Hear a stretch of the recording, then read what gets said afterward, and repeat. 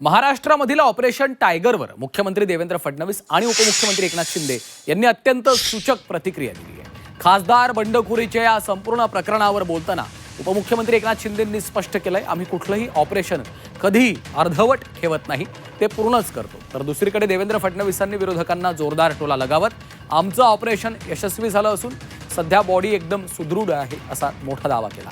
दोन्ही बड्या नेत्यांच्या या विधानामुळे महाराष्ट्रात सुरू असलेलं ऑपरेशन टायगर आता अंतिम टप्प्यात आल्याचे स्पष्ट संकेत मिळत आहेत।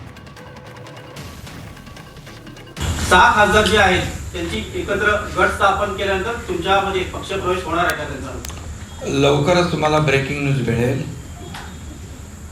आम्ही ऑपरेशन अर्धवट करत नाही, फुलफूट करतो आणि ते तुम्हाला माहीत आहे, अनुभवी आहे।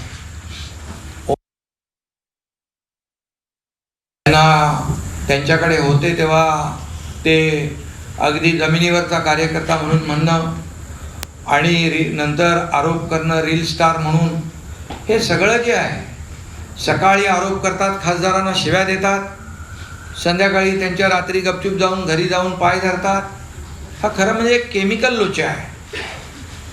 आणि मी आपल्याला सांगू इच्छितो की जे काही आता चर्चा सुरू आहे ह्या सगळ्या झूट आहेत। तुम्हाला थोडं थांबा, ब्रेकिंग न्यूज मिळेल। ऑपरेशन यशस्वी आहे आणि बॉडी एकदम सुदृढ आहे।